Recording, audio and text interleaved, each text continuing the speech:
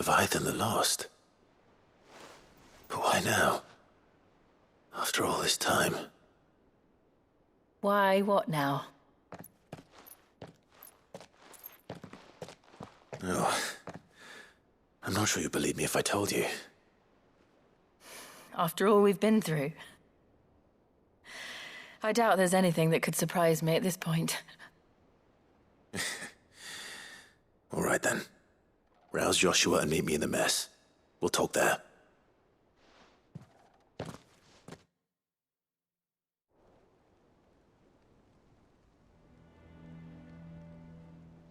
I see we're all here. So, what is it this time? I'm not sure yet. The letter delivered to my chambers omitted a few crucial details. Do we know its provenance? That was one of the details it omitted. But whoever the sender was, it seems the Dame held them in high enough regard to point them in our direction. The Dame? Well, she's not one to waste our time. It must be important. Important might be an understatement. If the letter is to be believed, Leviathan's dominant is in danger. And someone wants us to save him. Leviathan? So the Warden of Water has finally returned. What has it been? 100 years? More. The Lost moniker dates back at least that long. Even our venerable lawsman would not have been so much as a glint in his father's eye when last the mighty serpent brought his crushing waves to bear upon the realm. But why the gap? I know it can be a few years before a new dominant's born. But over a century? Should the dominant of Water's bloodline have been severed somehow, it could have prevented a new dominant from awakening. But if one has awakened now, he couldn't have chosen a worse time. Every nation in the realm has lost its dominant. If word gets out that there is still one to be had, they will stop at nothing to claim it for their own. And the twins will be at war again, just when humanity most needs to come together. Did the letter say anything else? Only that if I wish to know more, we must meet in person. And that the Veil can arrange a meeting. If nothing else, you can be certain it ain't a trap. Famous last words. I'm coming with you. As am I. Thank you. Both of you. And Otto? Yeah. I'll keep an eye on things here. Didn't fancy coming anyway. Thank you. I shall leave the Invincible in your capable hands.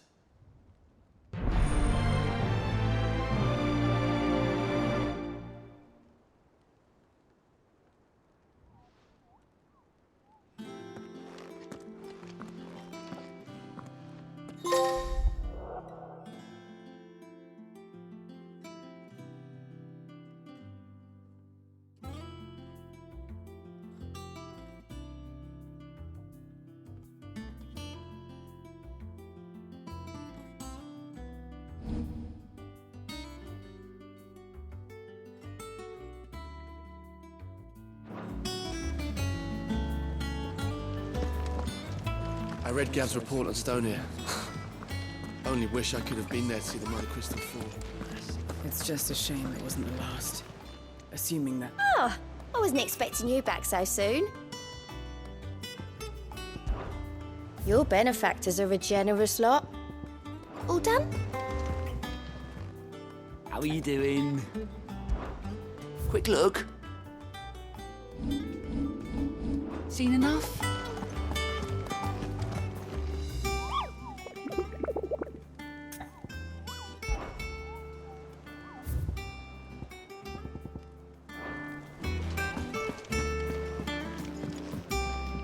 Clive. How may I help you today? Here's the latest information I have.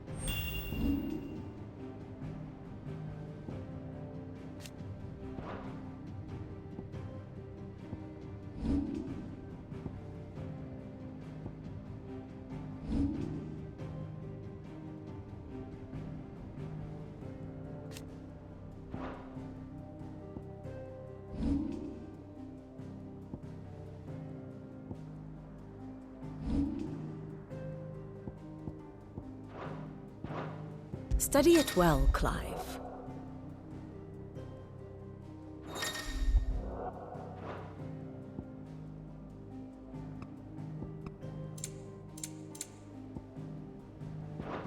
Very good.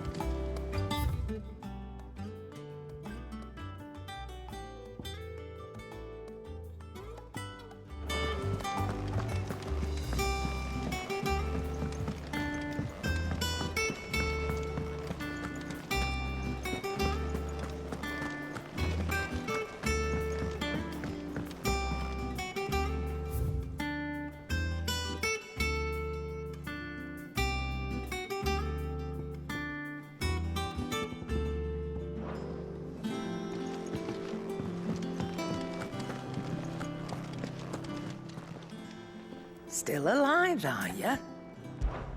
Coin purse weighing you down?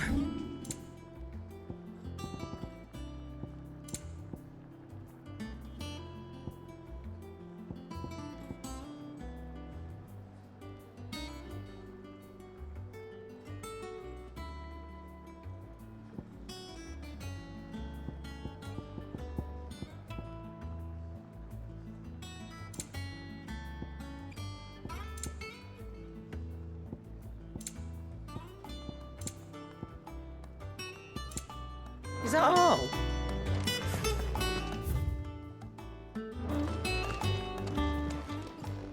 Clive. Come back soon. And I mean that.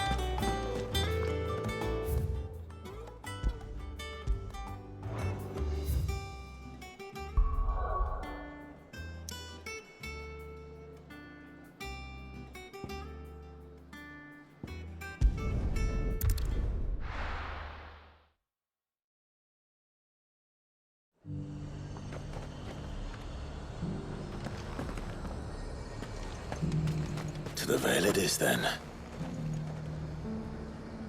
Welcome, welcome.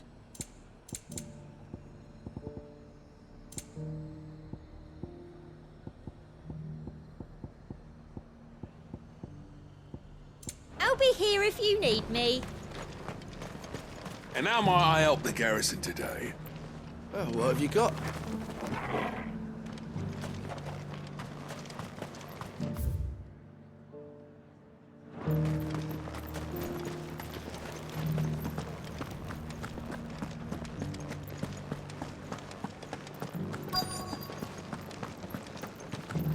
Looks like you've got a thirst. But enough talk. How about we... Fancy a peek behind the veil, my lord? I'm looking for a Layla. You found one. So, will your friends be joining in? Or just watching? We're not here for your services. We simply want to talk. What you do with your time is up to you. The price is still the same.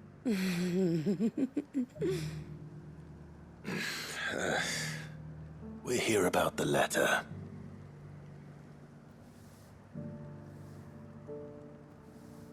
Oh. Sorry. I suppose you'll be wanting to know who wrote it then. Among other things. Look, I'm just the messenger here. There's only so much I can tell you. Specifically? A location, north of town, on the shore of Isle of Feist Bay. There you'll find a tent and the woman who can answer your questions.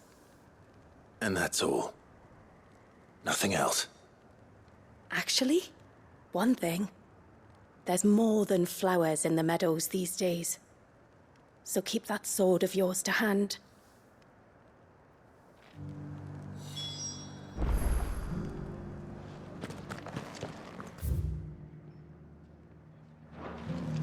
Does anyone else think it's strange that this woman should prefer to keep to the outskirts of town? Not if she realizes the value of the information she's party to. And the danger it puts her in. Haven't seen any of those beastly blue-eyed fiends of late.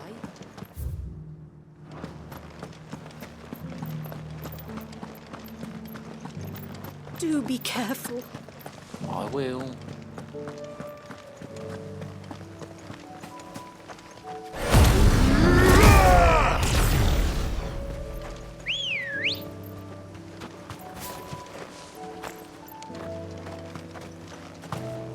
Let's go.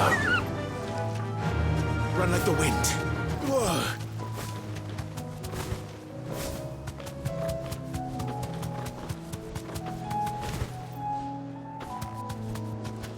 That's it!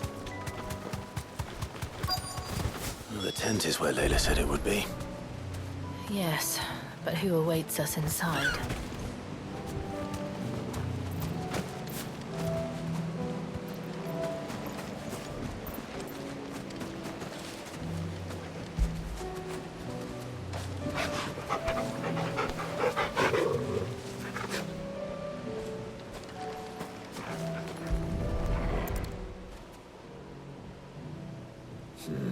It's empty. Why am I not surprised?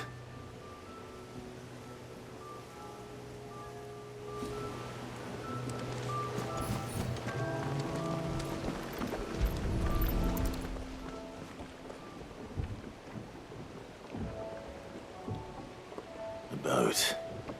No prizes for guessing who that belongs to.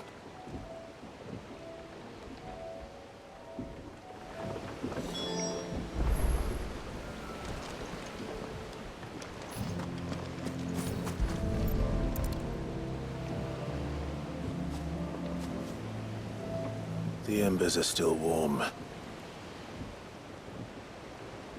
So you're Sid.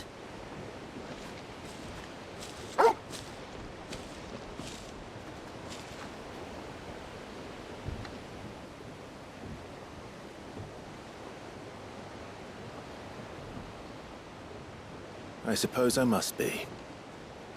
Which means you have me at a disadvantage. Apologies. I am Shula, tributary of Mysidia, final haven of the Moats of Water. The Moats of Water. The very tribe into which it was believed Leviathan's dominant was born. A people notable for their sapphire eyes and ivory hair.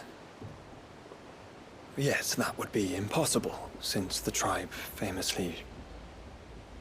Vanished was exterminated. Despite the best efforts of both church and state, we are still very much alive.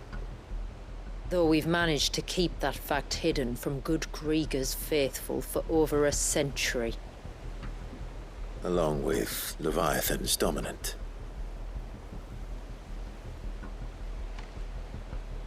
That wave out there, what do you know of it? The surge. Only that it's been there a long time. Since the fall of Drake's Eye almost a century ago. Some claim the two are connected, but none can speak with any certainty. So in other words, you know nothing. Not that I'll hold it against you.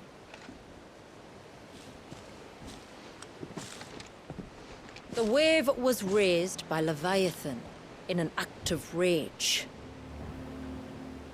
Moments before the waters were stayed, and the icon and its dominant bound within. And you want us to? Rescue him. Yes.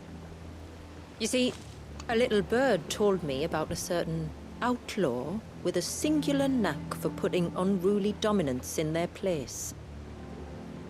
And ours is about as unruly as they get. For years, we've searched for someone who could hold their own against an icon. Someone just like you. So what do you say? Will you help us? What exactly did your dominant do to warrant this punishment? What did he do? He committed the greatest crime one of his kind can. He was born.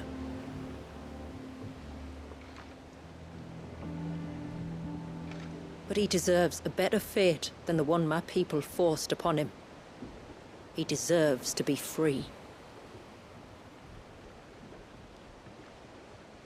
As do we all.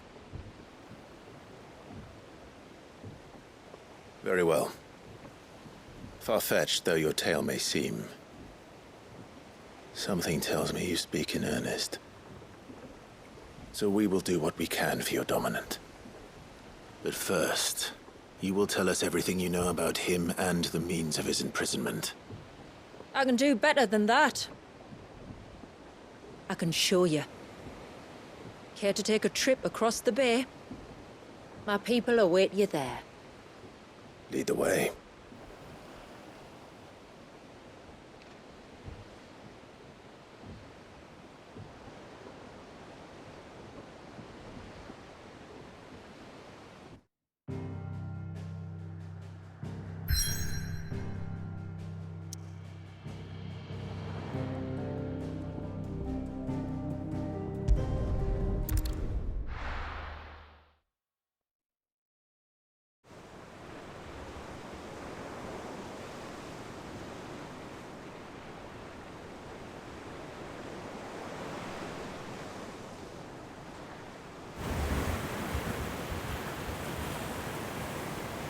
All right, you might want to hold on to something.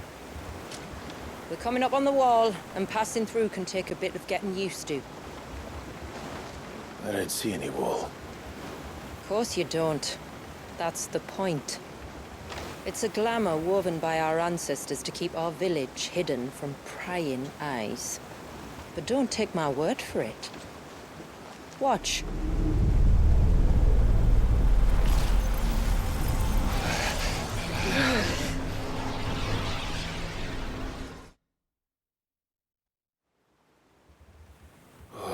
That was worse than a slug of Bacchus wine. Clive, the sky. It's blue, but how is that possible? You do know what a glamour is, don't you? Ours just happens to work both ways, and a good thing too. I wouldn't fancy staring at those sickly clouds every day.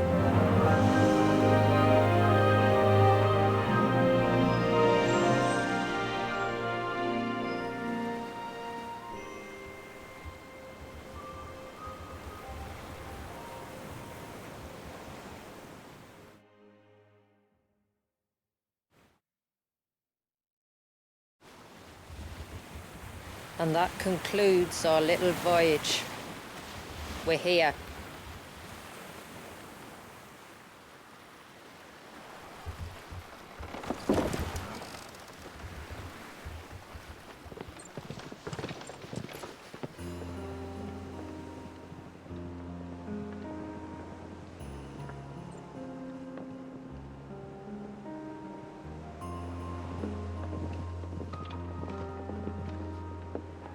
It's a long slog to the village, and a hard one. I hope you're up for a climb.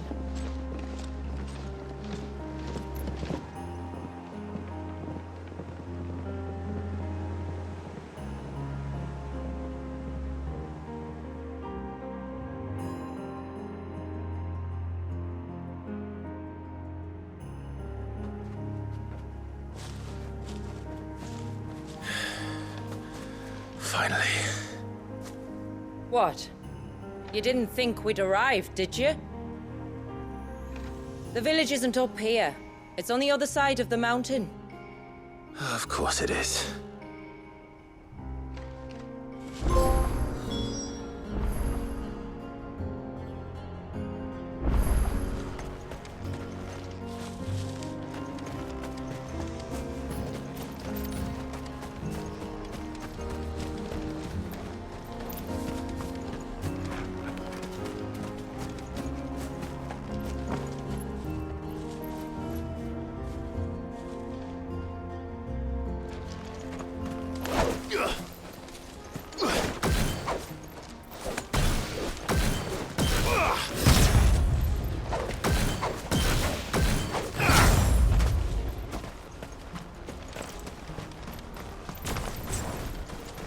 Watch yourself, Sid.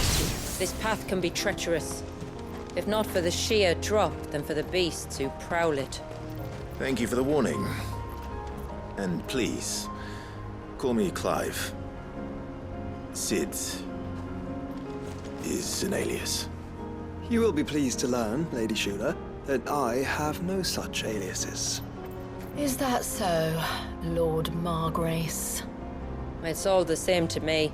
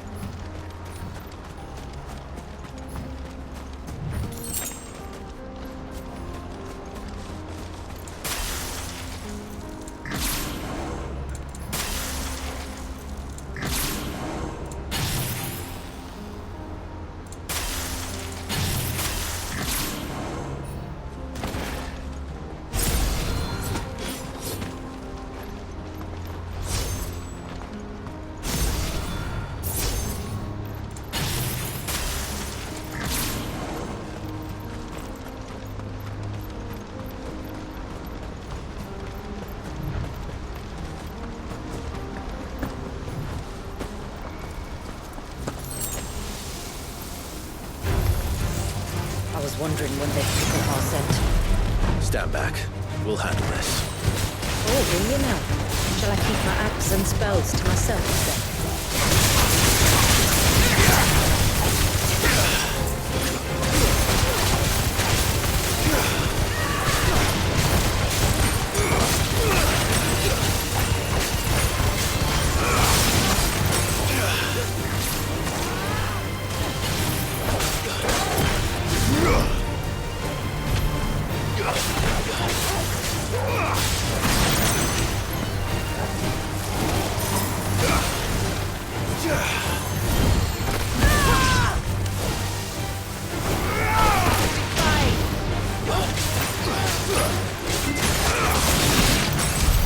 Earlier you mentioned spells, yet I see you carry no crystals.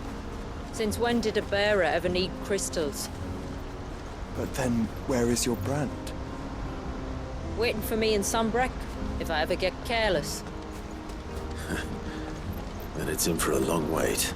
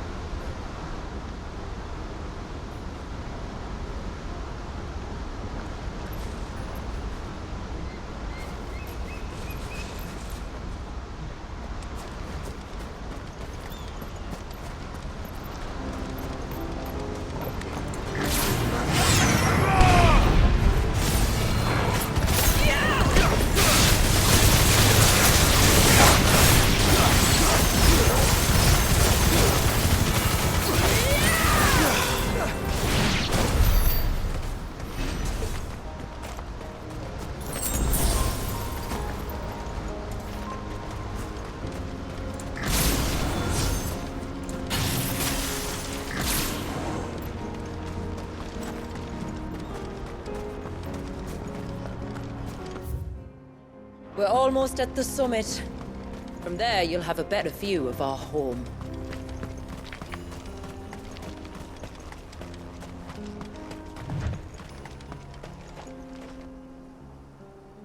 Few have ever set eyes on what I'm about to show you.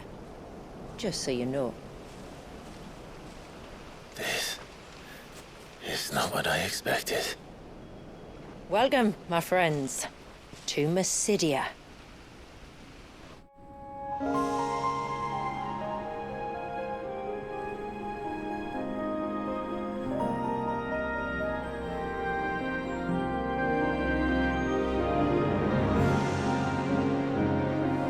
It's been a long time since I saw the North looking so... Alive. I'm sure you have plenty of questions, but it's been a long journey, and I expect we could all do with a rest. Our humble village is only a short way from here, if you'd care to accompany me. Let's get ourselves in front of a fire, and I'll tell you everything you need to know.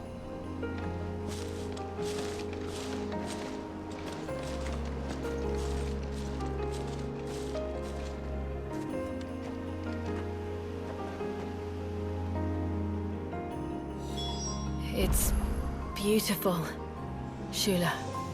And we aim to keep it that way.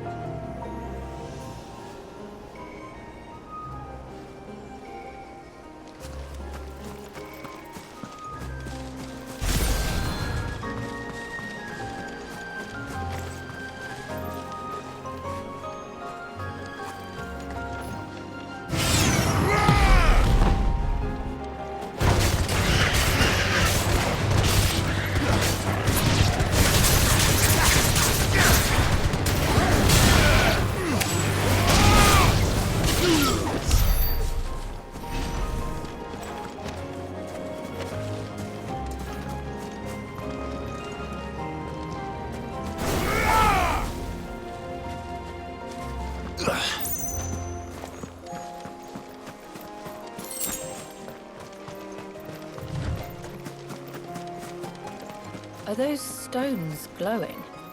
That's one of the cairns which maintain the glamour. Steer well clear.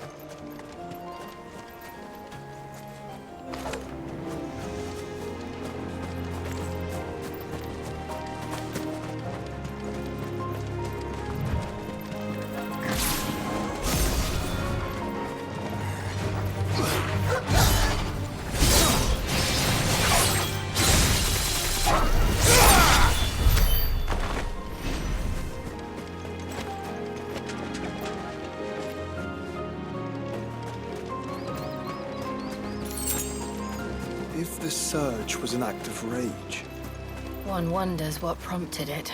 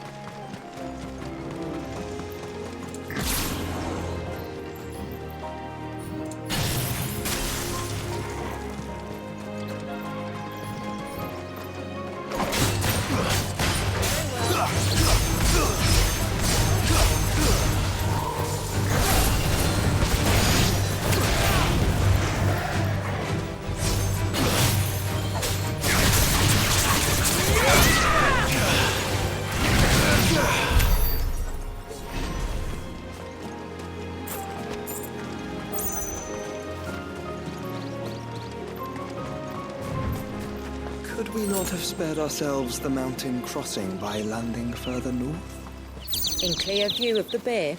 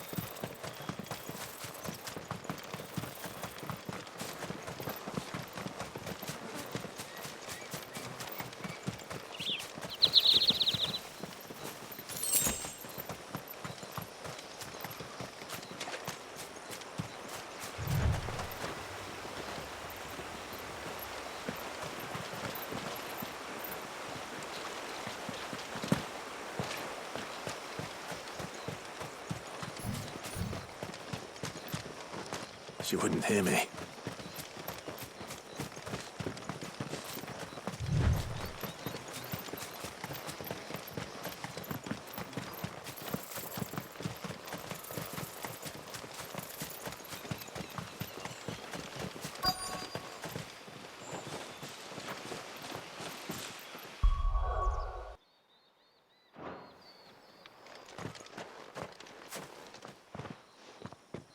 On evening tides. Does morning's light return? Open the gates! The tributary is home!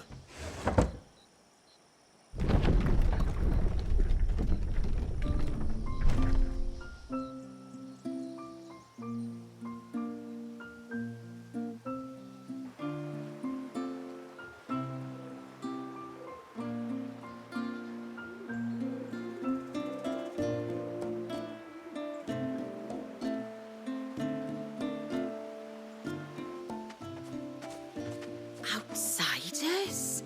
Well, I never. Look at the size of that dog. All right now, back to your duties. You'll have to forgive my people their curiosity. We don't get many visitors. Or any, truth be told. Then we are honored to be the first. This is quite extraordinary. Like stepping into another world. So do you believe me now? You've made it difficult not to, my lady. But how did your people chance to settle here in the north? Unless I am much mistaken, The moats of water long called the coasts of Southern Ash their home. Until Drake's Horn fell and the Blight forced them ever inland, where... We met our doom, along with our dominant. I see you've read the Gregorian Church's account, but perhaps you'd like to hear ours. That building over there is the Witten Hall. It's where my people gather to discuss matters of import. We can speak more inside, once the place is ready to receive you. It shouldn't take long, but you're welcome to explore the village while I see to things. Thank you. We'll do just that.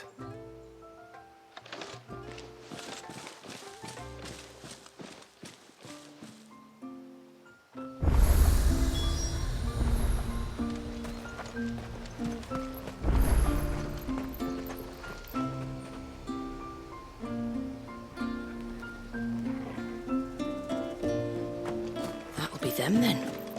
Don't look like much.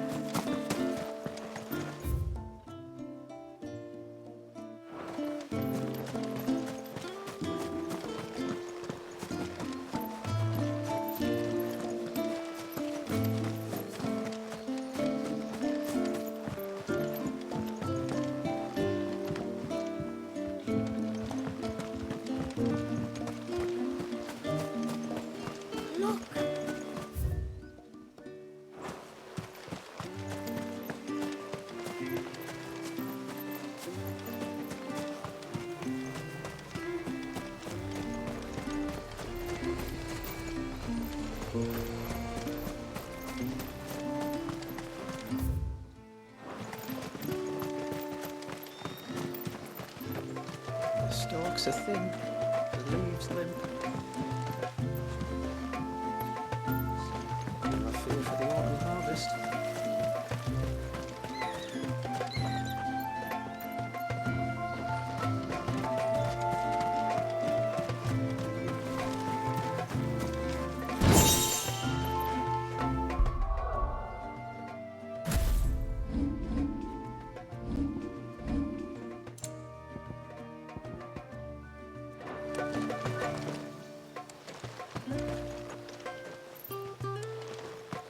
Just you stay away from that temple.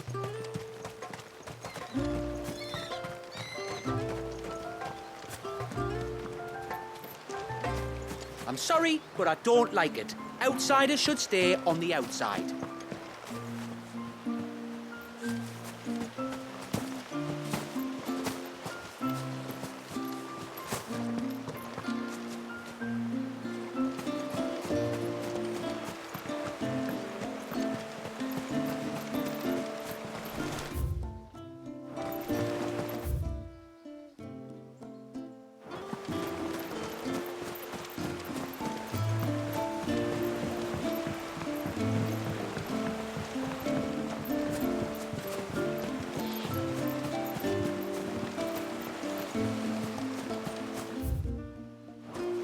Oh, do you think he dates?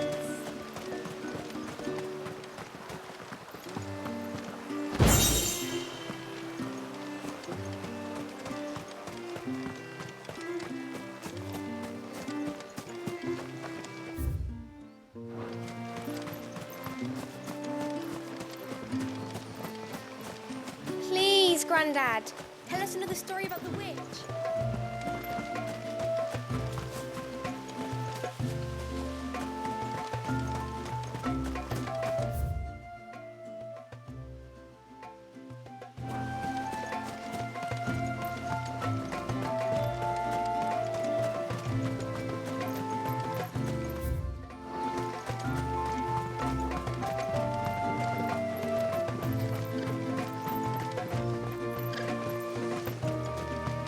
Did you hear that, girl? You're going with father today. Suddenly, there were curls everywhere.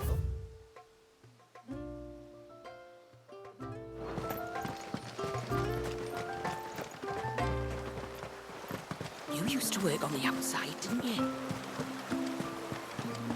How long do you think this bridge has been standing here? Ma'am, Want to play with the others?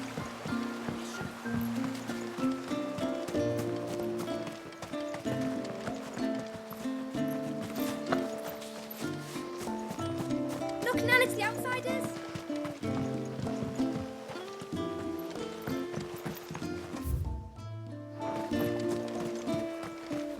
Look. Intruders! We must flee.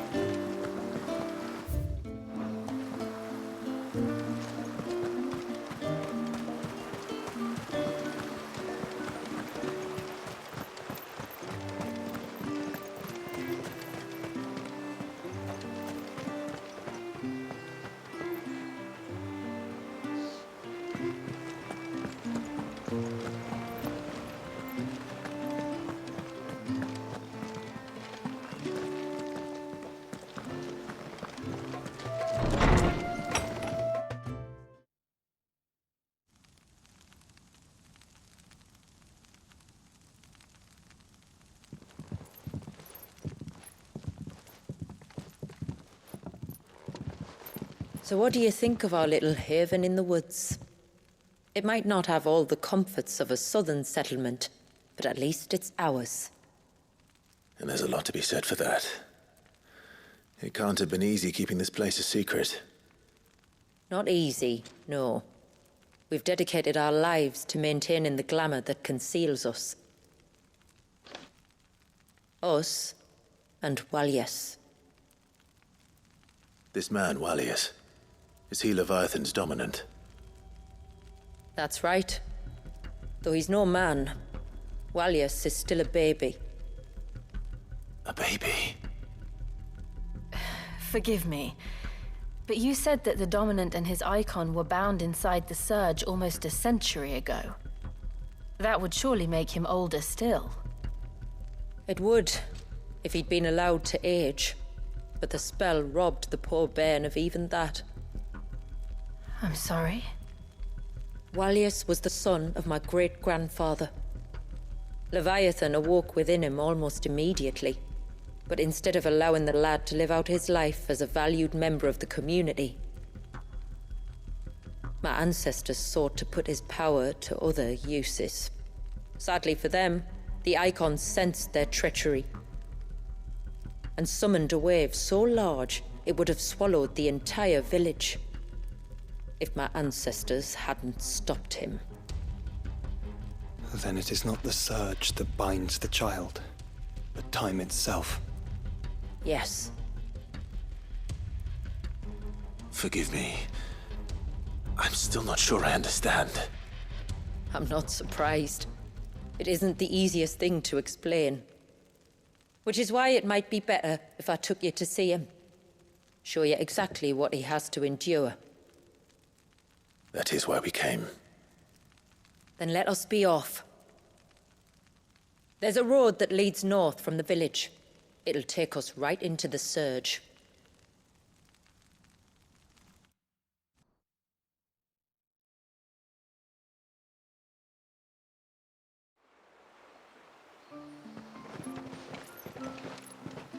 Are you bound for the Wave, tributary? We are, Delina.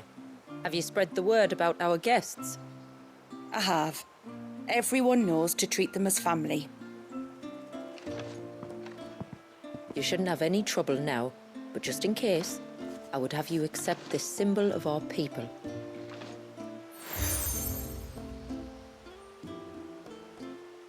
That's very kind. I look forward to meeting the family. The feeling's mutual. Should the tributary be indisposed, feel free to ask me any questions you might have regarding the village, and I'll do my best to answer. Thank you. We will. Then I bid you good tide.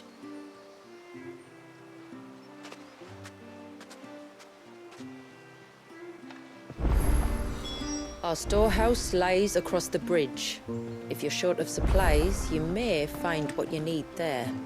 Though we will have to ask you for recompense, poor as we are. Sid? You are Sid, aren't you? The man the tributary told us about? I wonder if you could help me. With what exactly? Oh, nothing too troublesome. Do you know my husband, Pavat? He's the village smith, among other things. Anyway, his name day's not far off, and I wanted to make a gift for him. He's a craftsman, you see, and he's been fretting about running low on the flowers he uses for dye making, so I wondered if you might collect some for me and give them to him. Would this gift not be better coming from you? Perhaps, but it can't, for reasons I can't go into. Please, I know it sounds daft, but I'd be ever so grateful.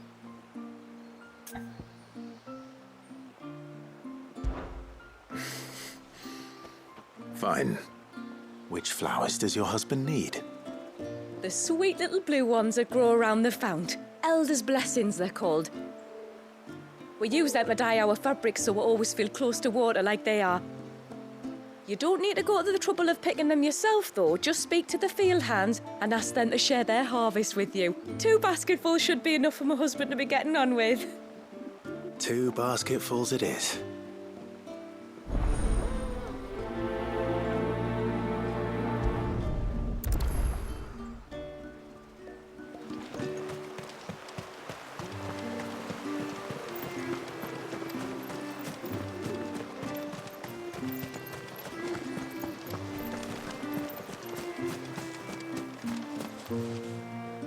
Excuse me.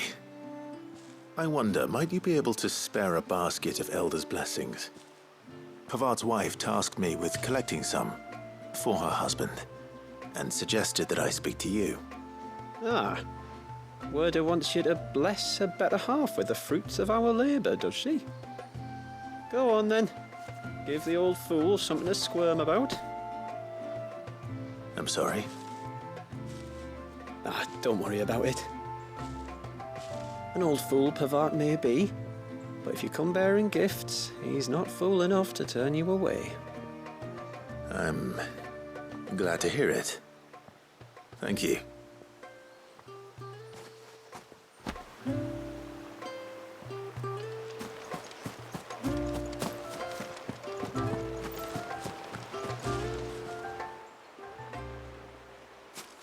Ah, welcome to Haven, friend. Thank you. Forgive my presumptuousness, but the smith's wife has asked me to make her husband a present of some Elder's blessings. 2 basketfuls, to be precise. Well, I have 1, if that's any help. It is. I'm much obliged. They really are beautiful. Aren't they just? Though that's not the only reason they have a special place in our hearts. Legend has it that when our people fled from Ash, the tributary of the Tyne took some seeds with them. And as they wandered high and low across the Twins, he'd plant them wherever they stopped for water. Every elder since has done the same. So when we finally put down roots here in Mysidia, the flowers did too.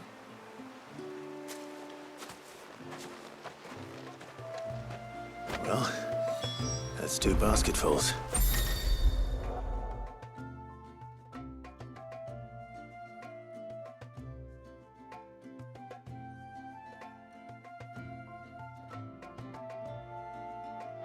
Time to visit Pavart.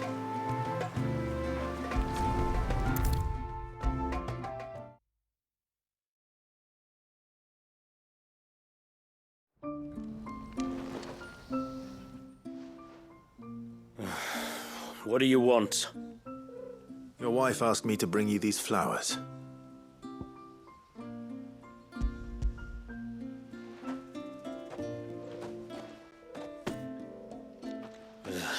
That woman. Come out. I know you're there. Who? Me?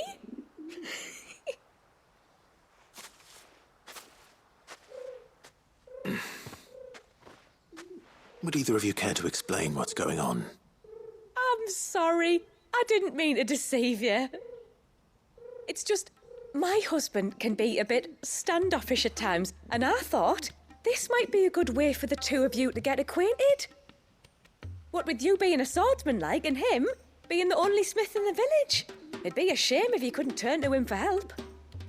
The only reason he couldn't turn to me for help is because I had my hands full with all the orders you lot dumped on me. I'm pretty much done with them now, though. But, for the record, the tributary said that we were to lend you outsiders our aid, and that's exactly what I was planning to do. With or without my darling wife's meddling. Still, here we are. Acquainted. So, if there's out you need, just bring us the materials, all right? All right. All right, then.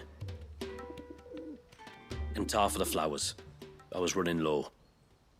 You use them for dyeing, I hear. Aye. Crush the petals and it makes a fine and lasting blue. We use it to stain the cloth for our tunics and pennons. Remind us where we come from, like. As modes of water. Children of the sea. That's right. The pattern too was left by our ancestors. The Ceaseless Rill, it's called. It symbolizes the river of our tribe, with the strength of Leviathan running through it. And no matter how that river has ebbed and flowed, changed its course, the flowers have always been with us, growing on our banks. I should get back to work. If you need something crafting, let me know. Oh, well. It was a pleasure to meet you. Wasn't it just?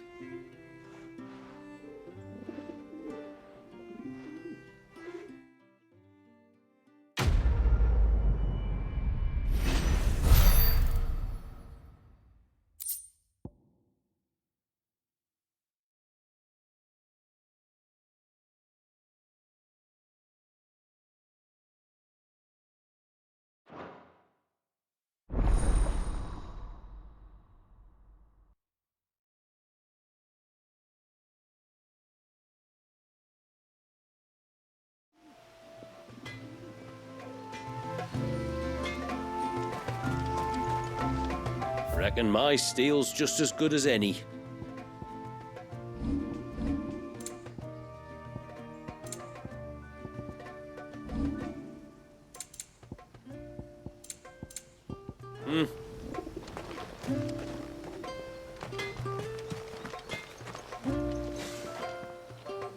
Where in the blue heavens has that girl got to?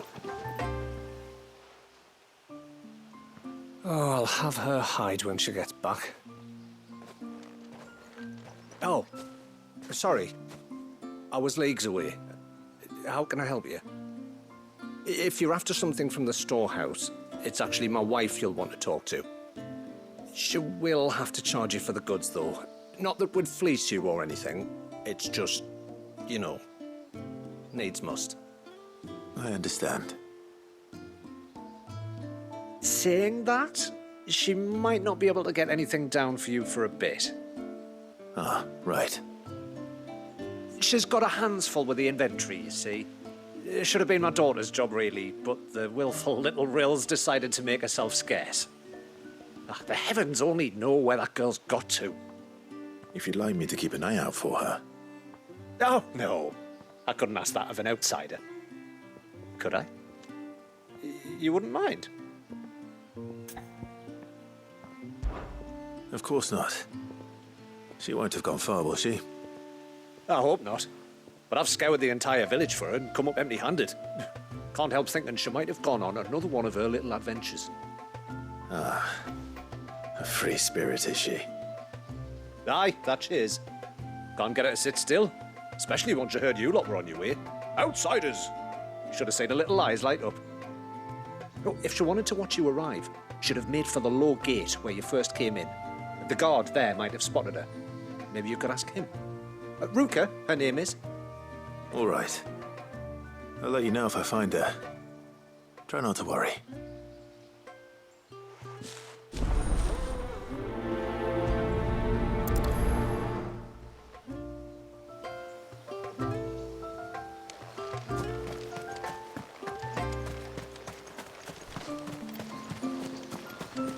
Hear me, mine ancestors.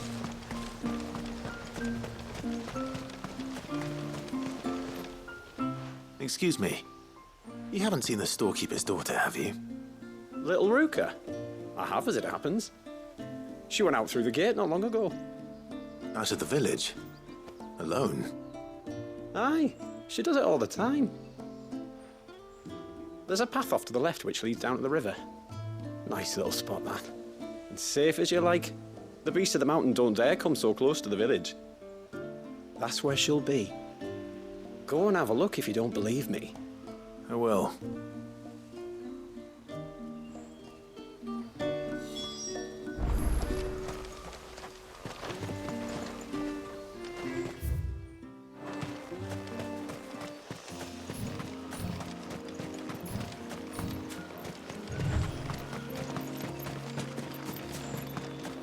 This must be the path.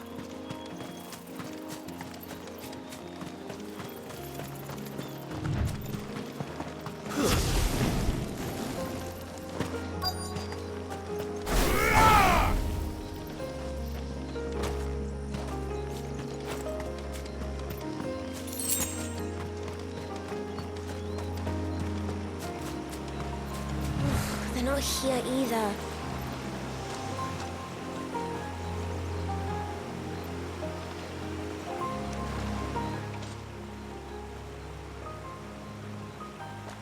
It's you! I've been looking everywhere for you. You must be Ruka. You know my name? Can you lot read minds? Your father asked me to keep an eye out for you. You left without telling him where you were going. He was worried. But I went to look for you. Well, now you found me. What do you say we head back to the village and let your father know you're safe? All right. And on the way home, you can tell me all about the world beyond the wall. I want to know everything. Everything might be a stretch.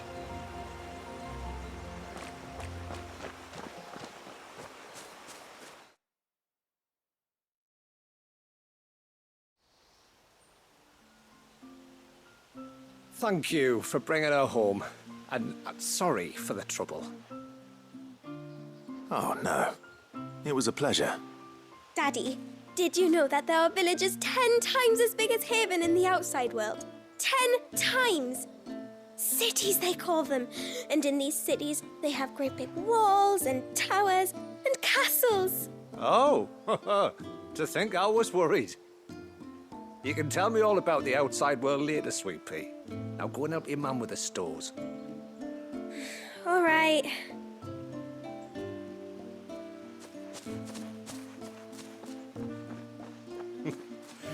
Thanks for putting up with her questions. She, has a lot of them. One of the big ones being, what are the people beyond the wall like?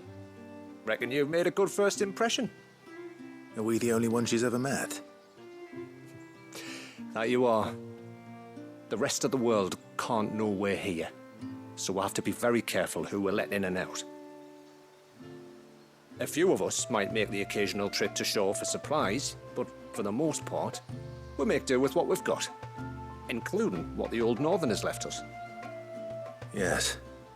You built on top of the old ruins, didn't you? Well, they're made for fine foundations. Their masons clearly knew what they were doing. That's one thing we don't have to worry about.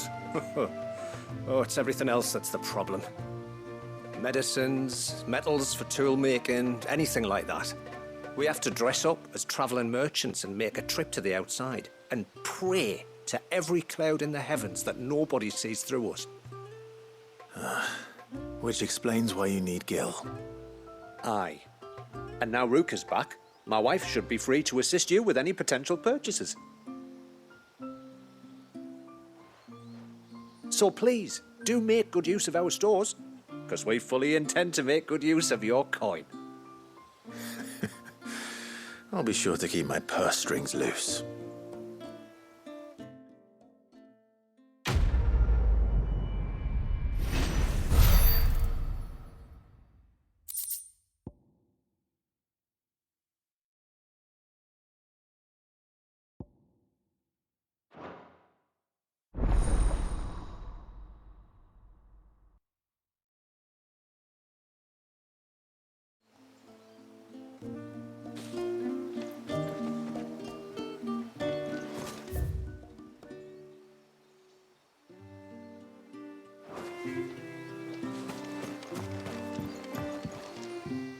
Thanks for bringing me daughter back. I don't grudge her looking for adventure, but she's got to pull her weight like the rest of us.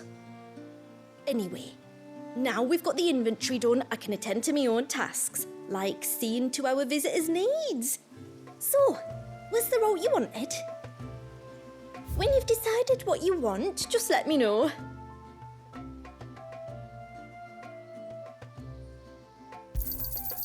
Here you are. Well, if you're sure you need it.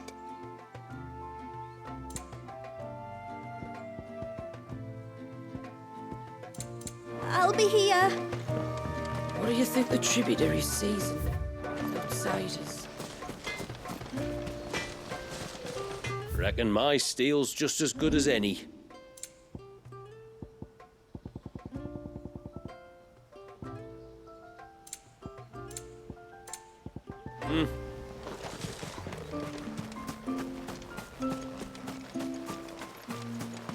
How long do you think this bridge has been stuck?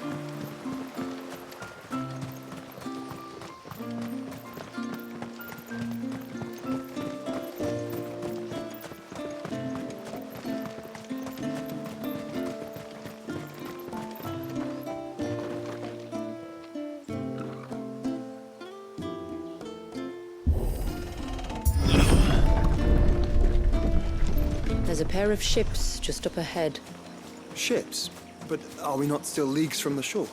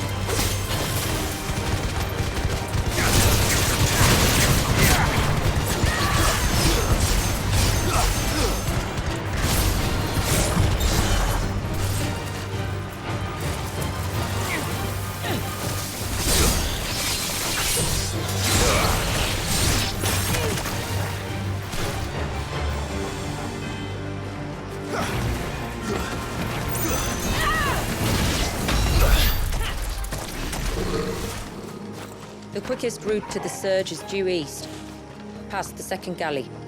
Shula, how did these ships come to be here? What do you imagine happens when an icon of water gets angry? Really, brother, did you have to ask?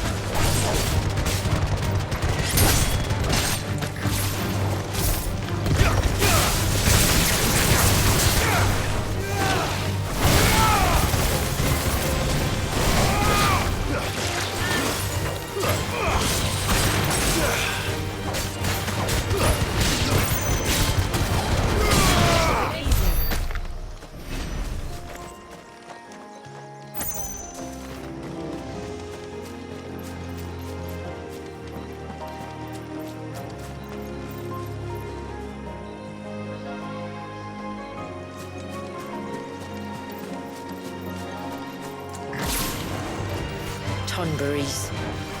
Foul creatures consumed by their hatred for everyone and everything. Everything save sharp knives, it seems.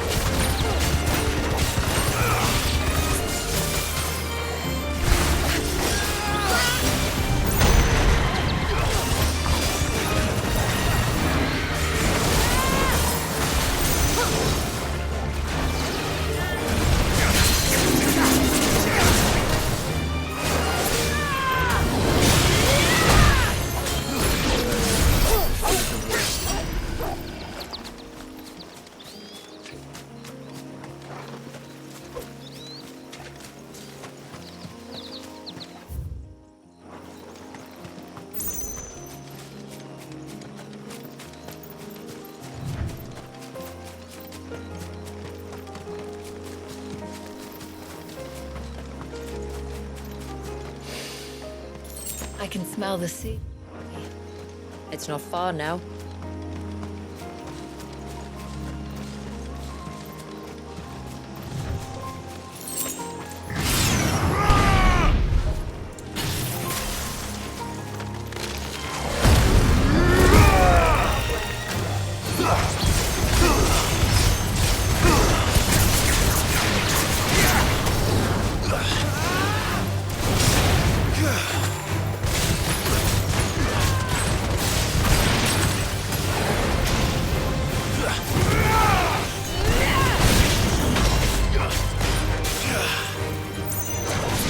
Another day.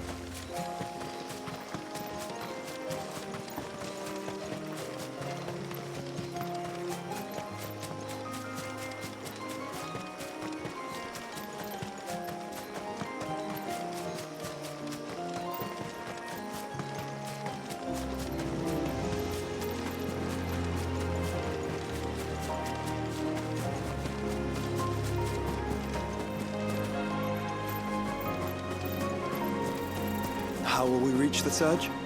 We'll follow the coastline north. There's a bridge that'll take us across to the cape.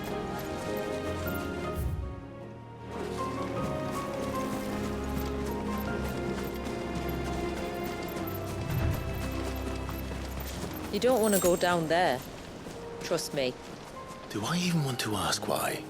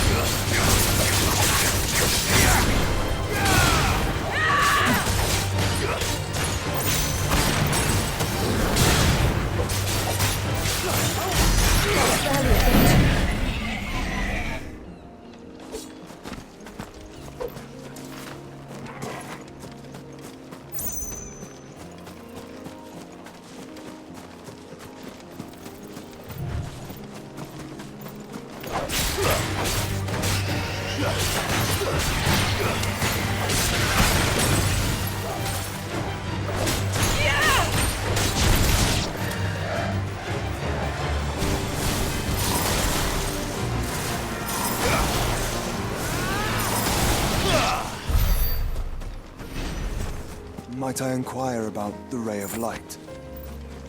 It's what prevents the surge from being reclaimed by the sea. And Dwalius by his people.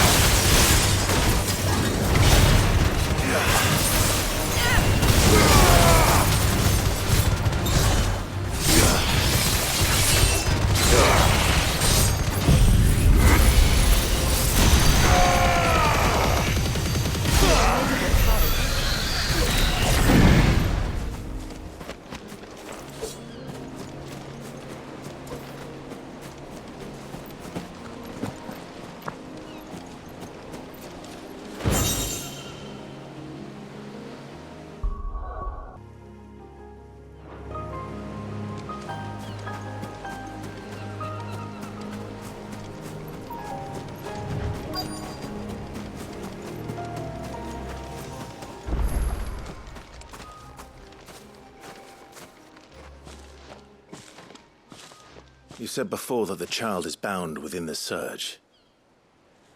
But you've yet to tell us how we're meant to reach him. I trust we won't have to hold our breath. No. The surge wraps around the cape without engulfing it. If we continue to its tip, there is a path down to the seabed. And the wave's origin. All right. It won't be the first dominant we've met at the bottom of the ocean.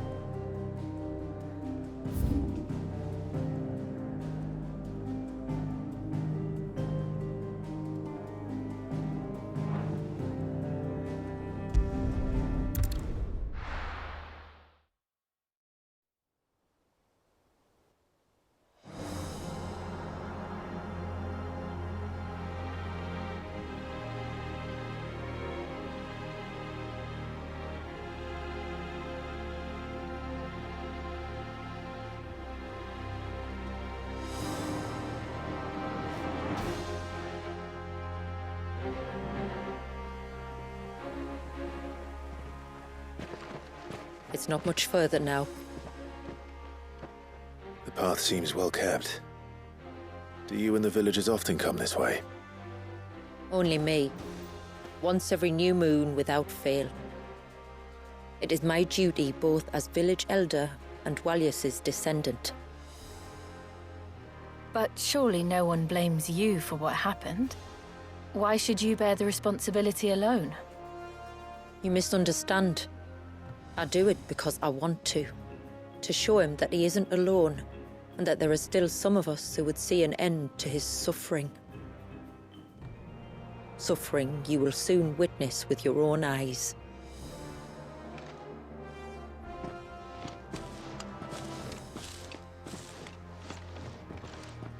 The forest grows quickly here. Left unattended, the path would be reclaimed in a matter of moons.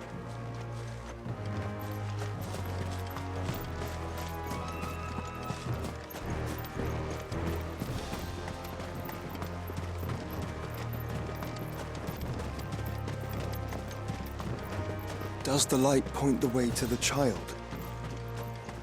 It does indeed.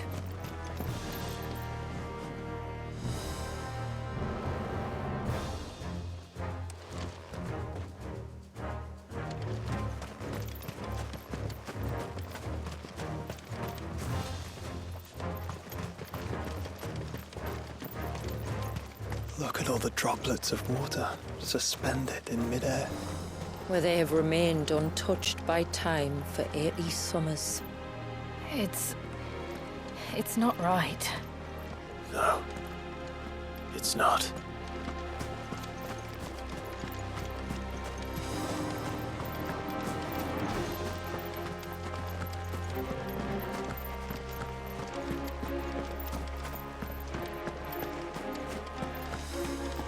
There. Up ahead.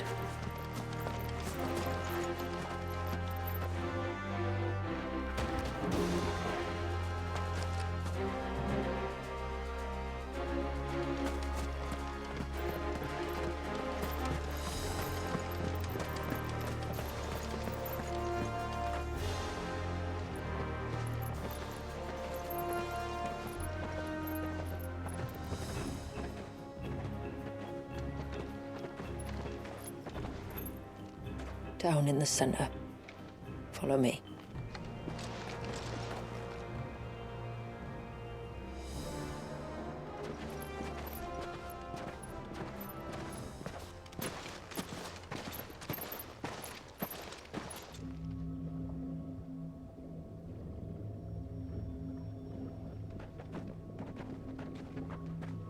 He's still primed. I'll never forget my first priming. The fear. And I was old enough to understand what was happening. One can only imagine how this poor child felt. He is the victim of an unforgivable sin, committed by people who saw him as nothing but a means to an end. He must be so frightened. Then I'll ease his burden. You don't mean? I'm not going to hurt him. Contrary to the tales, I don't go around killing dominants for no reason. What if I told you there was a way to remove Wallis's icon? I tell you, you were a madman. It's hard to believe, I know. But it can be done. Though, it isn't without its risks. Part of the icon remains no matter what. So, it might still come to violence? I don't know. It depends on the dominant. I've seen things end well, and I've seen things spiral out of control. But I do know one thing. If we turn our backs on this child, there will be no end to his suffering. And I think that a worse fate than the alternative. Don't you?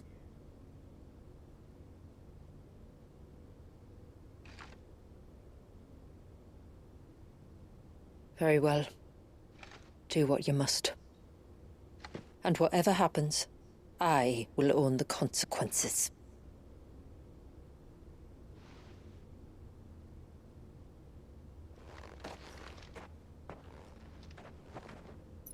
Don't be afraid, little one. Let me bear the weight.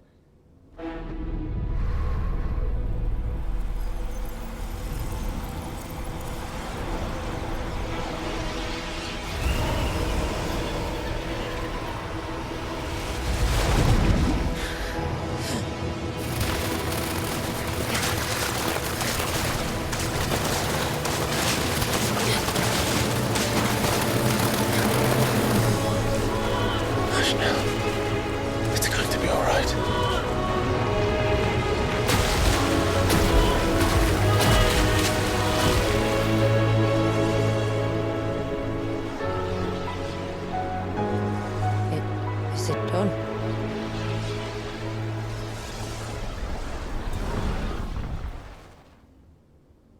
I think so.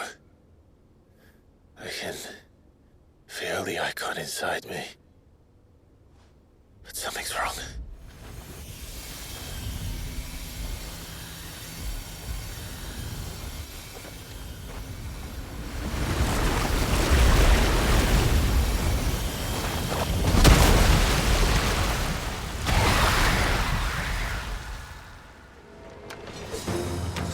He wasn't just afraid. He was angry. All right. Let's see what you've given me.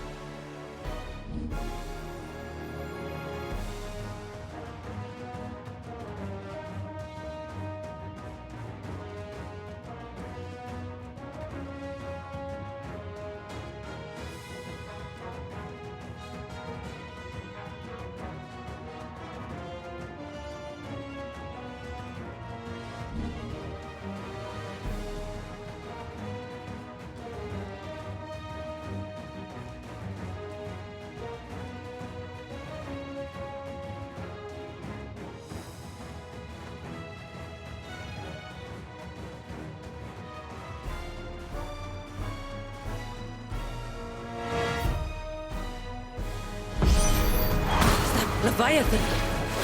No, just an egg, but a formidable adversary nonetheless. Oh,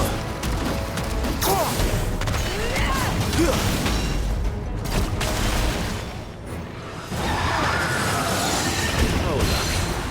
It has friends.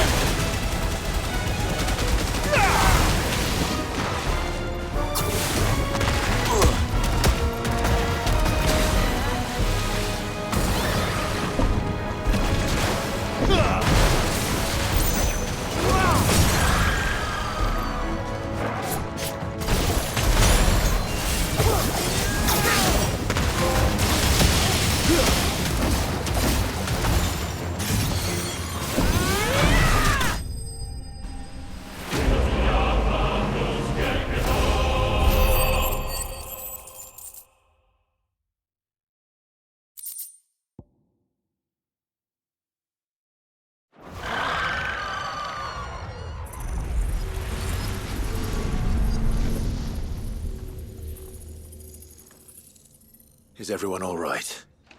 He seems calmer now. You said Walius was frozen in time. But he knew we were here. How? I don't know. He's never reacted to anything or anyone. Until now. The child has been bound for nigh on a century. If he has been conscious from the first, we must remove the seal at once. It's not that simple. I wish it were, but... there's more to this tale. It would be better if I explained back at the village.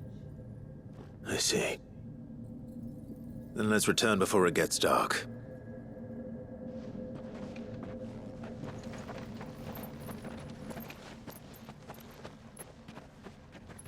I'm sorry, Walius. I will make this right.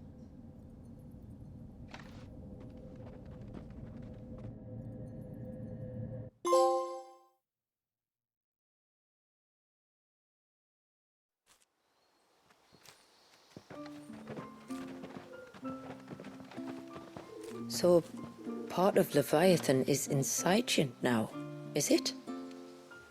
Does it hurt? No. Not anymore, anyway. Good. Because I still have need of your strength. If you want to know the rest, we should head to the Witten Hall. Of course.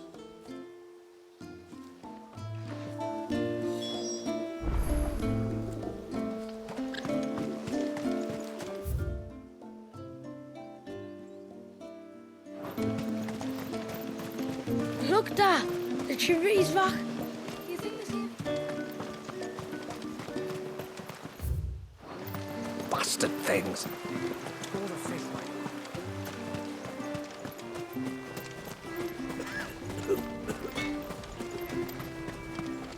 What is it you want?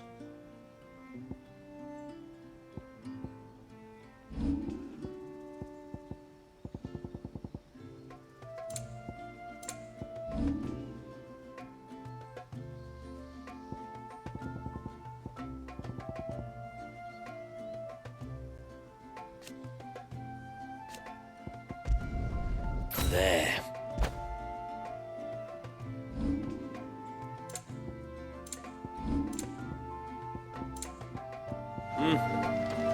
The sign of the child.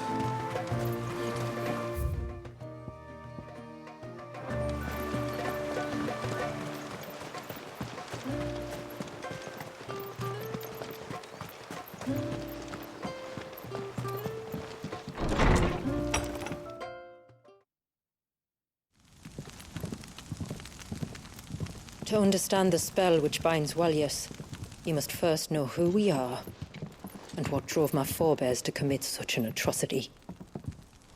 This tapestry is our story, the one that brought us here.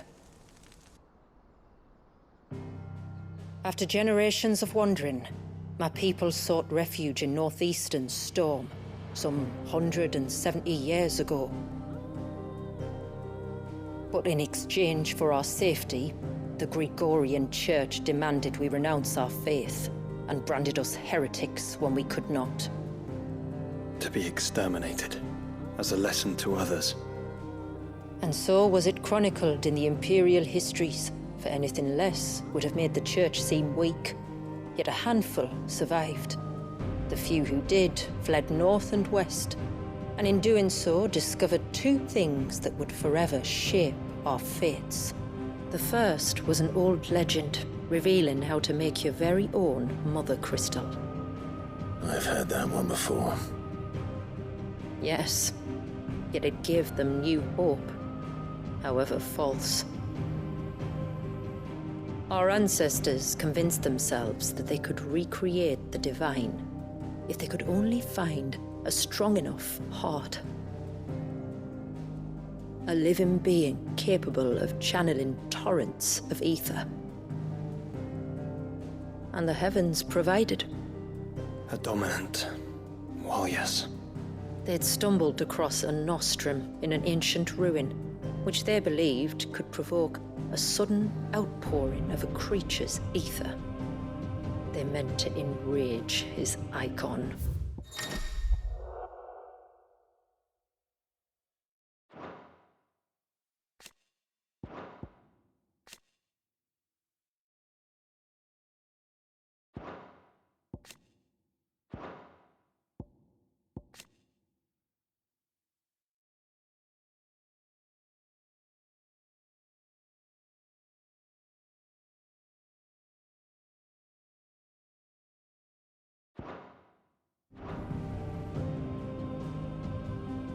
Leviathan would have destroyed everything, had our people not made their second important discovery. A means to stop time itself. Where did they find that? The Northerners had no such magics, or they would have used them. When our ancestors first arrived, the land was uninhabited, save for an old witch who lived on the highest peak. Her body had been consumed by the curse, a cruel payment for her long years of service to the Northern Thanes. So desperate were they to prevent the fall of Drake's Eye, they'd forced her to devise a spell to stop time. But Drake's Eye did fall. It did. When she finally perfected the necessary magics, it was already too late. As punishment for her failure, the Thanes exiled her to this forsaken place to live out the few days she had left. Knowing her suffering, our ancestors cared for her as best they could, and in return, she gifted them her spell. That even though she should die, her legacy might live on.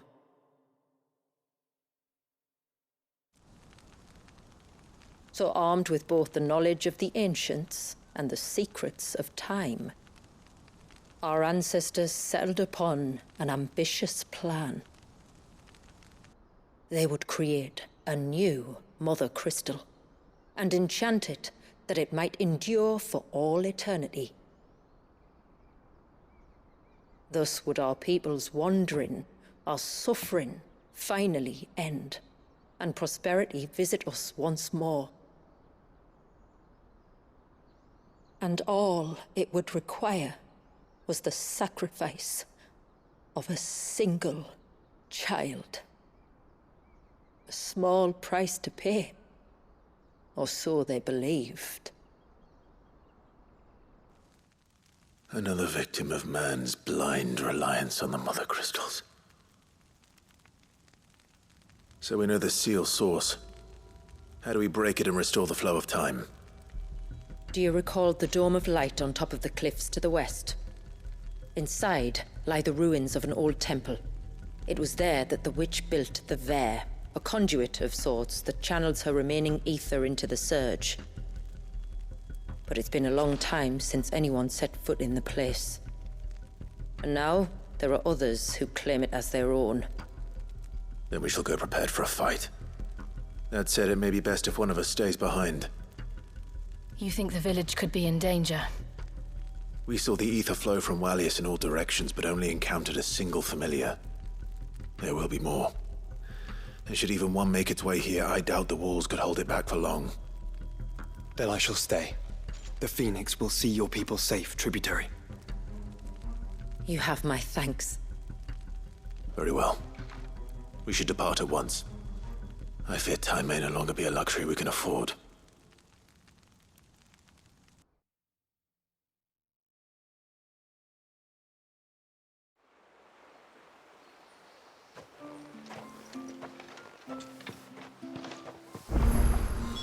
The Vare is not easy to find. We must first head north, and then west, deeper into the forest.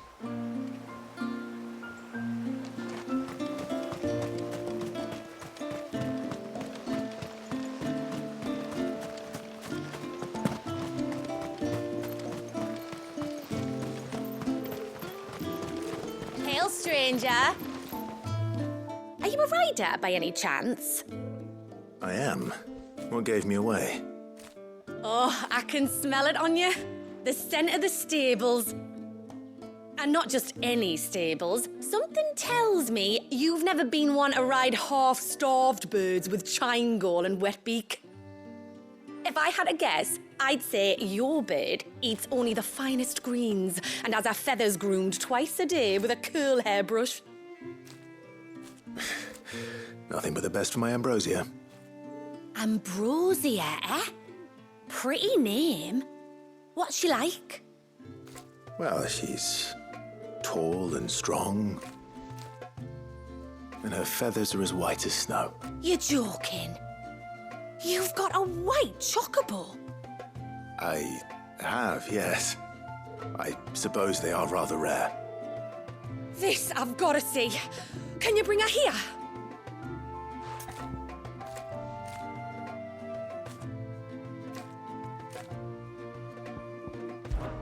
I would if I could, but I doubt Shula's skiff could hold her. Me dad's got a boat, and he's ferried chocobos before. You could get him to bring her. It'd be perfect timing and all. He's preparing for a trip beyond the wall as we speak. I'm sure he'd help you if you asked. He would. Well, I don't suppose it would hurt to have Ambrosia around. All right then. Where could I find your father? He'll be in the storehouse on the other side of the brook. Tell him Manda sent you.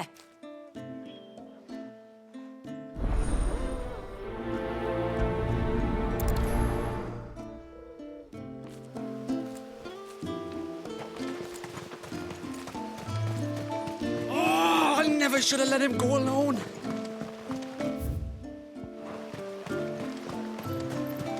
Bastard things.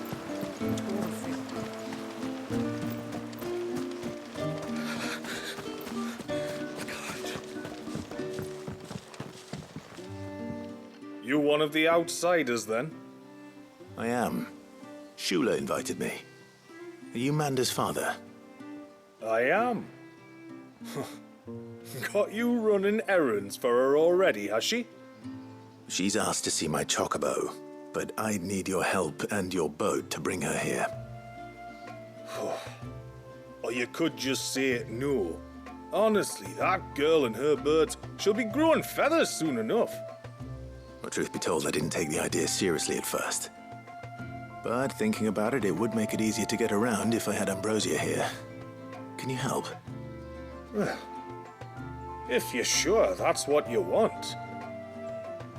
The tributary says we're to treat you lot as we would each other. So, if you need me to ferry your bird over, then that's what I'll do. Still, they don't take the water easily. I'll need you to bring us a mimic gourd or two to keep her calm on the journey over. And where would I find one of those? Oh, don't ask me. It's been years since I last brought a chocobo across the bay, and I'm told the world's changed a fair bit since then. Where do you usually get your stable supplies from? Well, the man who made Ambrosius tack lived in Martha's Rest, and if I remember correctly, he traded in chocobo feed too. So I suppose I'll go and ask him. I'll be sailing over to Northreach soon to pick up some supplies. While I do that, you collect your bird and your gourd, and then meet me by the shore. Just don't take too long, all right?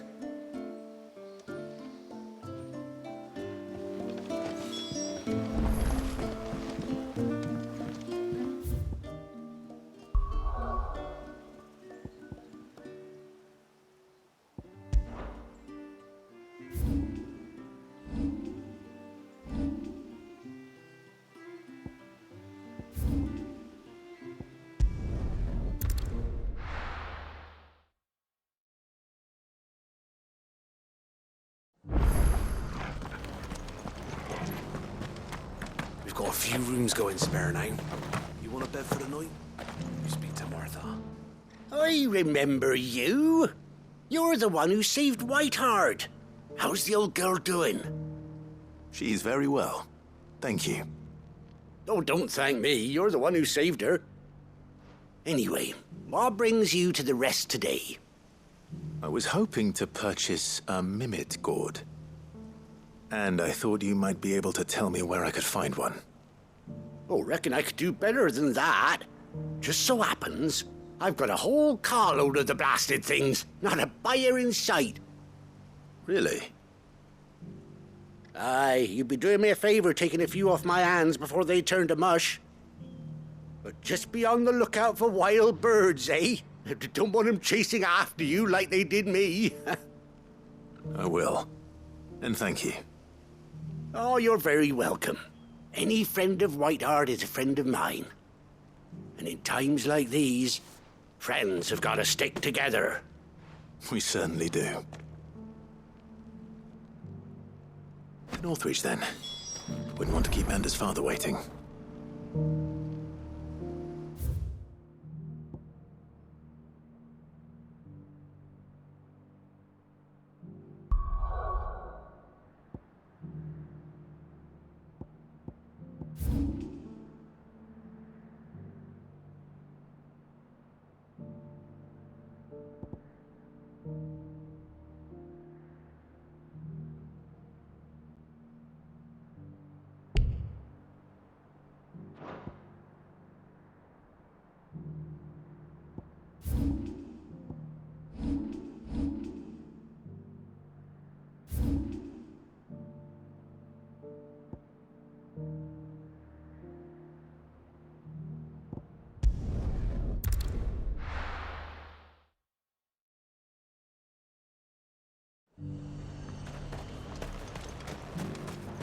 And how might I help the garrison today?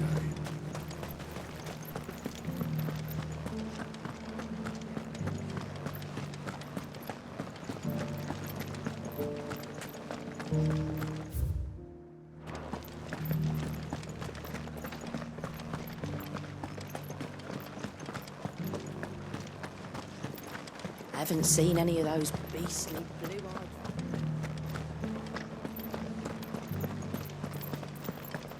Do be careful.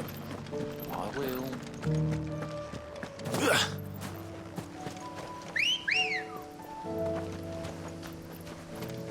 Good girl.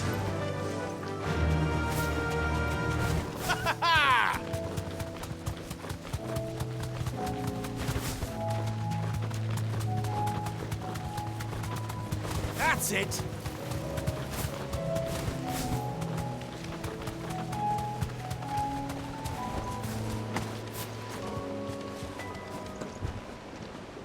Ah, there you are.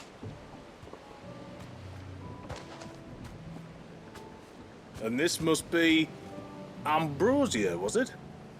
Oh, she's a real beauty, isn't she? I have the mimic or two. Here.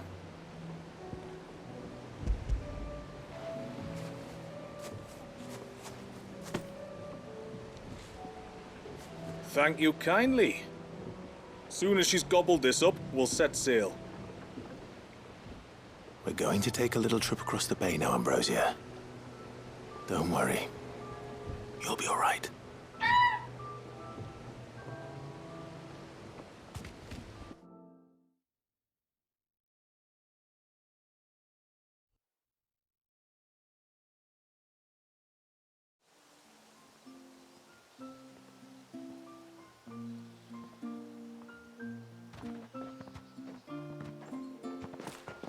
Well, we made it.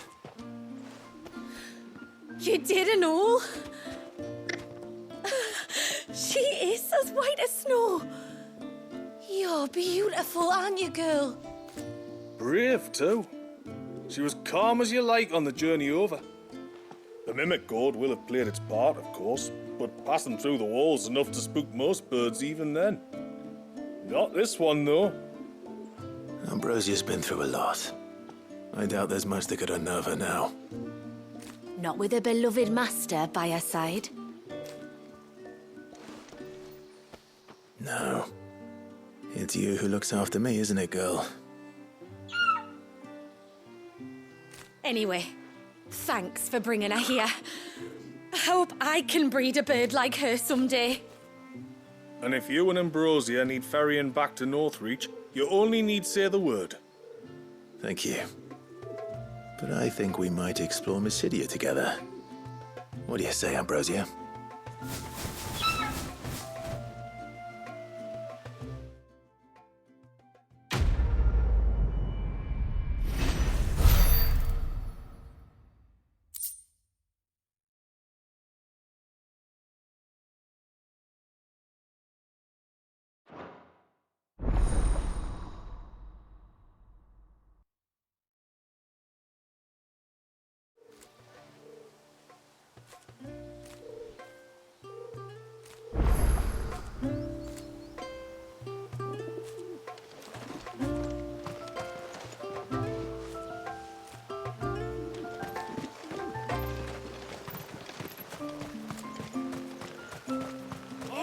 I never should have let him go alone.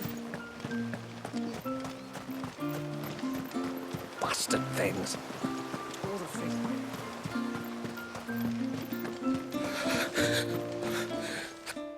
Just try to breathe. That's it. Is everything all right? Ah, you're the outsider. I'm Fannet, healer by trade. And this is Talor, one of my patients. He took ill not long after you arrived. Nothing too serious, I hope. I hope so too, But? This affliction, it's like nothing I've ever seen before. He complains of feeling chilled to the bone, but there's no fever to go with it.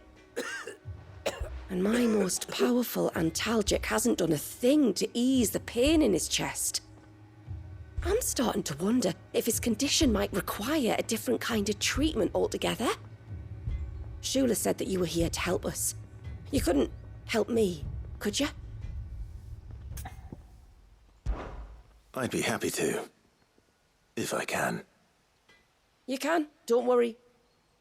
All I need you to do is speak to Talor's son, Pavat, over at the forge, and ask if he knows what his father was up to before he came down sick. Something must have caused this, and I want to find out what. The trouble is, Talor's too weak to speak, and I can't leave his side for long. So while you talk to Pavat, I'll pay his wife word a quick visit, just in case she knows anything. All right.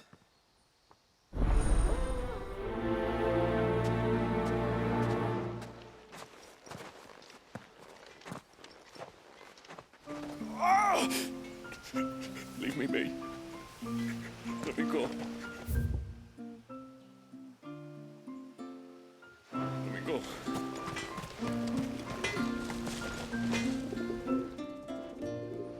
Oh, do you need something? I do. though not from the Forge. Fanit asked me to speak with you. She's looking into the cause of your father's illness and wondered if you could shed any light on the matter. I see. Sorry. She shouldn't have dragged you into this. It's no trouble, really. Tell me, did your father do anything out of the ordinary before he fell ill? Not that I know of. But then I hardly see him. He's always out and about, like. Well, at least he was. Suppose he might have been a bit more fidgety than usual, but apart from that... When you say out and about, where does he usually go? Just round the village. Wanders over to Blazier's place most days. He's a fisher who lives on the other side of the fount. They're old friends. Maybe he knows something I don't. Maybe. I'll go and speak with him.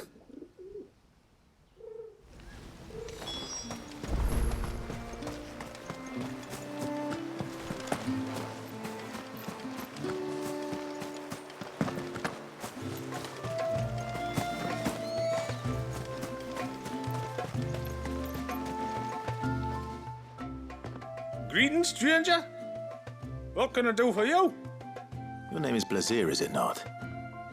Pavard tells me you're a friend of his father's, and that the two of you may have spent some time together prior to his illness. His illness? Talor's never been ill a day in his life. I don't know why he'd start now. Oh, Fanny doesn't know either. It was she who asked me to look into his recent behavior on the off chance it might explain how his condition arose. Oh, I suppose there was something that struck me as a bit odd. He kept asking about the woods.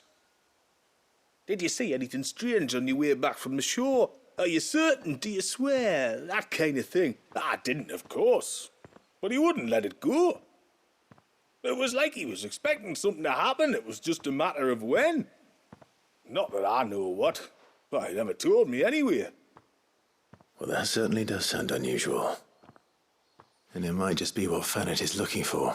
Thank you. Don't mention it. Oh, and when you say Talor, wish him the best from me, eh? Let's see what the healer makes of this.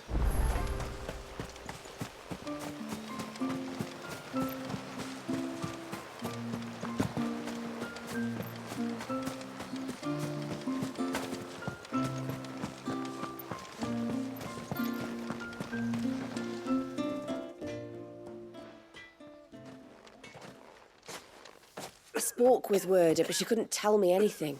Did you have any better luck? Nothing conclusive. But there was one thing.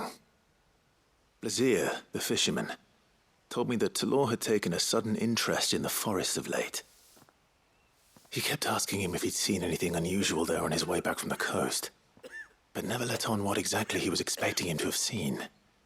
The forest between here and the coast. Surely not. But then... I can't say for sure. But I think Talor's illness might have some connection to the Tomberries. You may have encountered them during your time here. The small, scaly beastmen. And you think they may have caused Talor's illness? I do. At least in a way. And if I'm right, it's no wonder the treatments I've been trying didn't work. Oh, no, it's a lot to ask, but would you go down into Father's Fell for me? There's an altar there, and if my fears are true, an offering upon it. What is going on here? Please. I'll explain everything when you return, but time flows fast. I beg you, make haste for Father's Fell and take the offering from the altar. Talor's life may depend on it. Very well.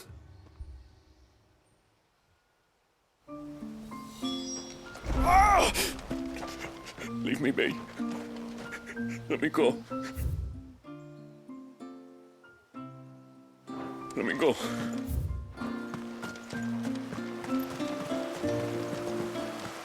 Bastard things.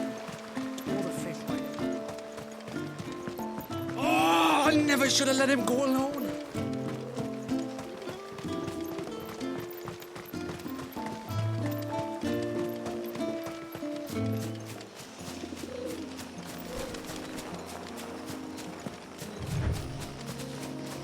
Before, we turned east at the shipwrecks to reach the coast. Now we must head in the opposite direction. Left it is then. Fly, Ambrosia.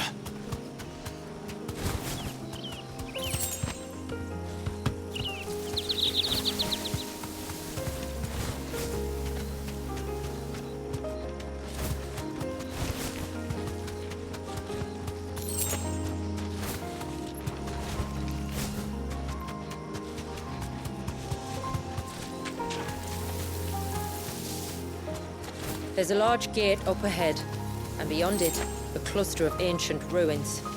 The temple, or the Heir of Hours as my people call it, can only be reached by passing through them.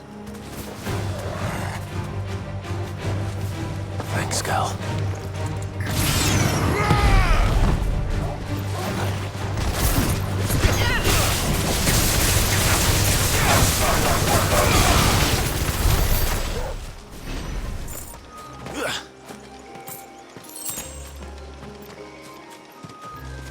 The forest is crawling with life, most of it hungry, which is why we make sure this gate stays shut.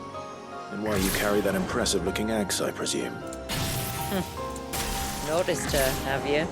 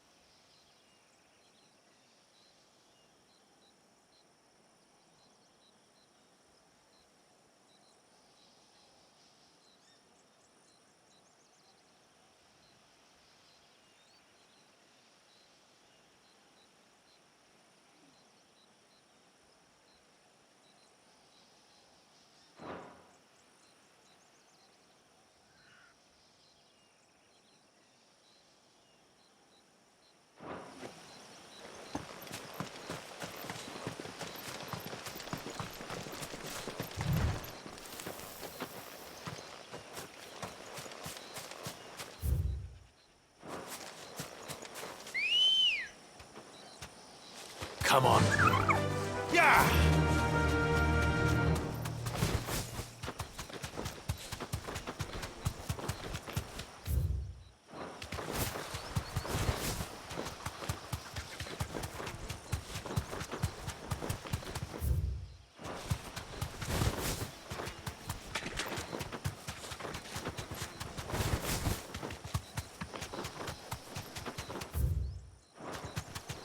Yes!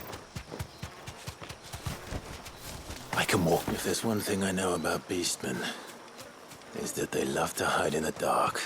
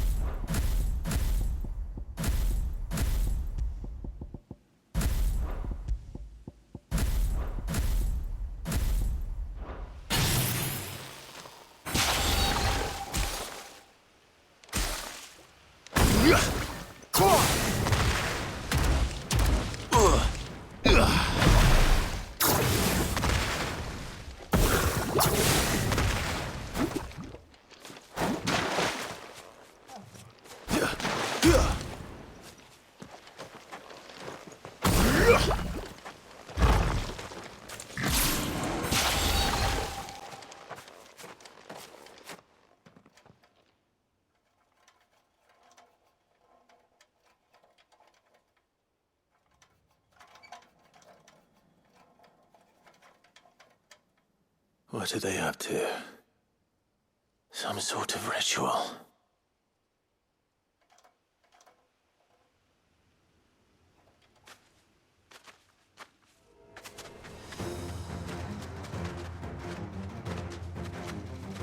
Sorry to disturb you.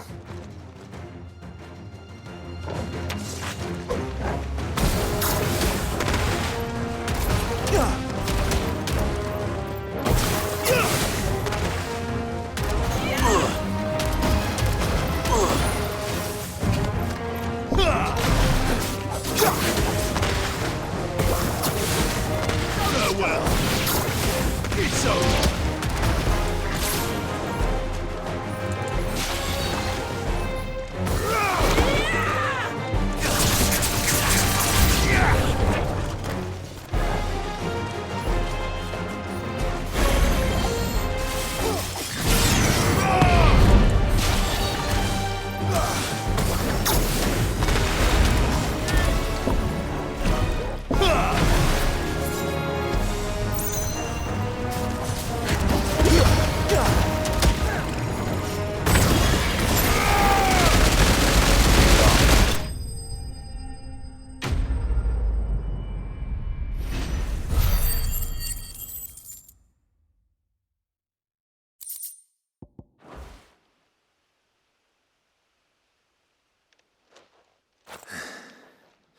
Let's see what's on this altar then.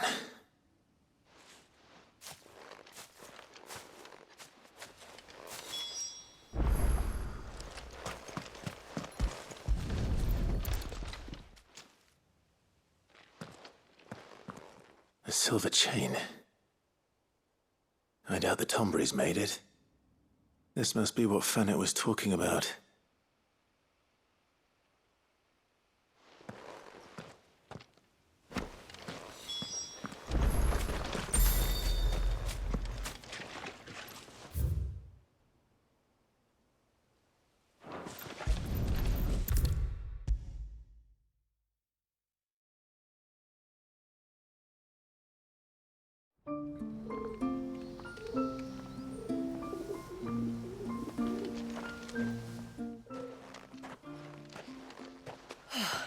You're back. Well, did you find anything? I did. This silver chain. I knew it. Well, I'm still none the wiser. Forgive me. This chain.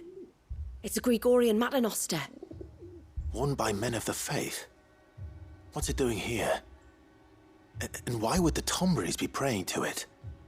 To understand that, you need to understand what the Tomburys are. They feed on hatred and suffering.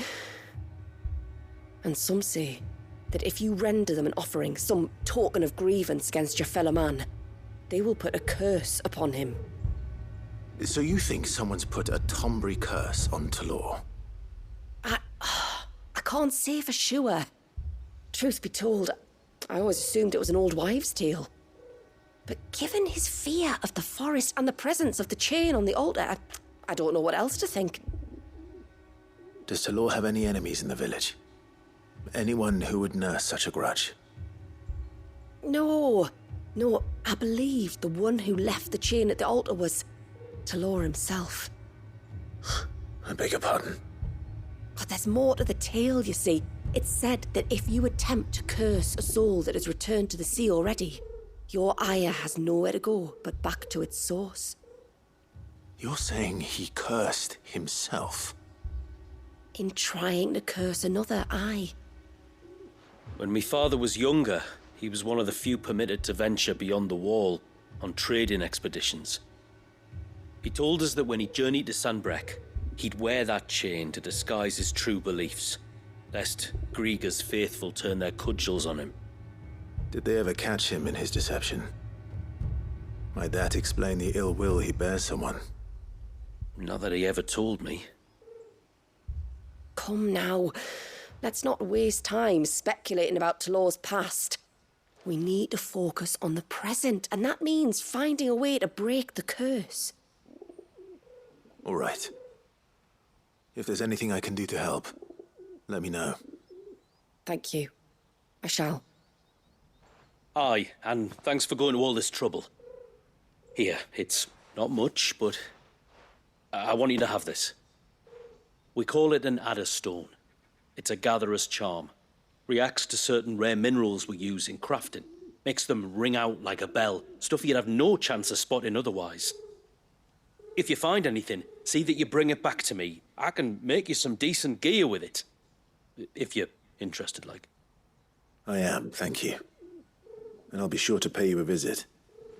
Until then, I wish your father a swift recovery.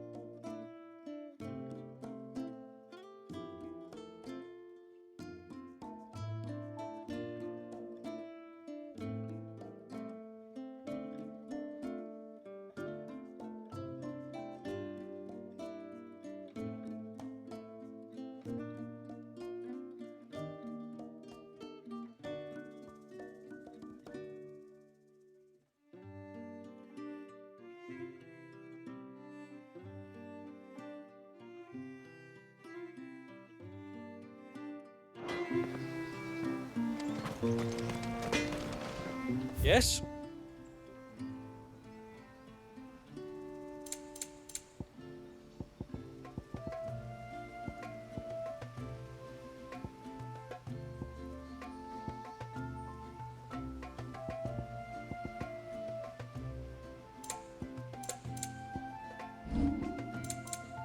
A good tide to you.